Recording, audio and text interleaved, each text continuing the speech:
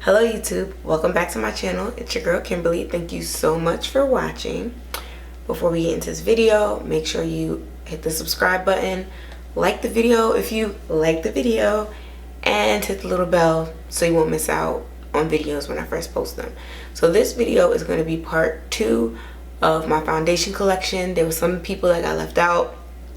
I'll explain.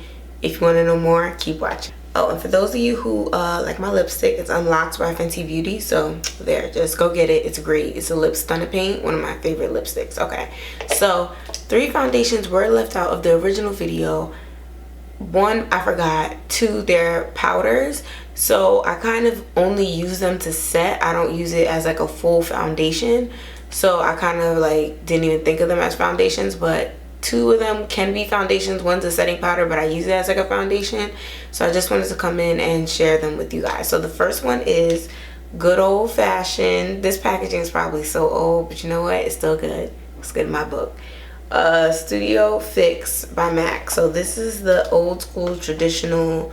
When you see people with beat faces in the street, they usually pull this thing out to solidify the beat, and you're like, they really about that life. So I don't even remember how much this costs, but it will be in the description box. I have NC50. I'm still coming down from the summer tannish, but this is like definitely good. Like I have it on my nose and my chin right now. It's kind of helping with the oil a little bit, but it's been a long day and I probably should have washed my face and did this all over, but that's a lot. So but this is a really good powder. I would definitely say if you have dry skin and dry patches, be careful because it will stick and make it look worse. So make sure you're exfoliated and moisturized before you mess with that baby. But it will make your makeup last forever. And I do sometimes use it just as like a quick powder foundation. Okay, the next one is Mineralized Skin Finish Natural in the color Dark Tan. So as you can see, it's another, I'm covering up these mirrors, another brown one. So this is my favorite one. So the first time I ever got my makeup done at MAC, it was hilarious because I went in and I was like, oh, I want some foundation, and the girl was like, you have perfect skin. And I'm not, you don't, what do you want foundation for? I'm like, no, I want foundation. Everybody on YouTube has foundation. I want foundation. So she gave me she put on my face the skin primer, the primer, the face and body foundation, and then she put this on top of it, and my makeup looks so beautiful. The primer I didn't buy because at the time I was like, that's just face lotion, I don't need that. But I did get the face and body, and I did get this Mineralized Skin Finish, and this is the newest packaging that they have. I had the original packaging too with the little clear top on it. I will always have this in my makeup kit. I will always have face and body in my makeup kit.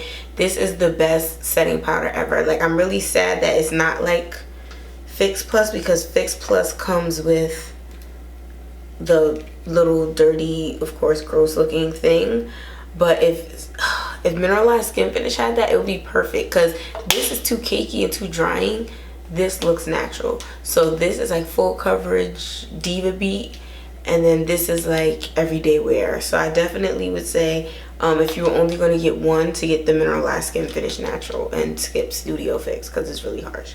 The next one is a setting powder, and this is Laura Mercier's Translucent Loose Setting Powder in the shade Medium Deep.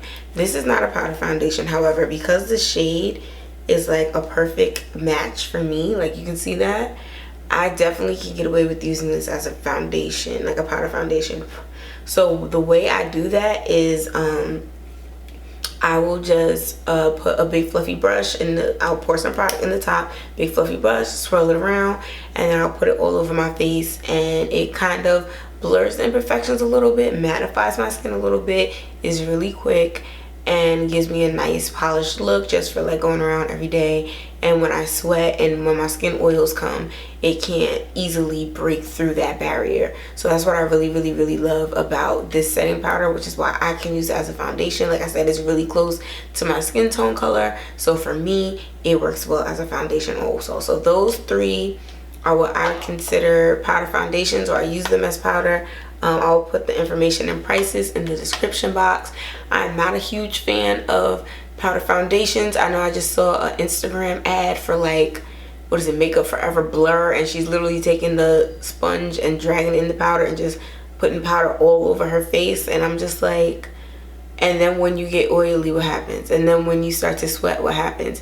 Powder foundations to me break down the most when it comes to living your life and going throughout the day. And that's why people who have powder, you'll see them constantly touching up.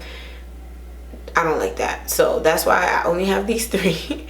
And I hope you found that helpful. So if you want to see more great foundations, definitely go back, watch my foundation collection part 1, and you'll see all my liquid and stick foundation. So thank you so much for watching, and I will see you in the next video.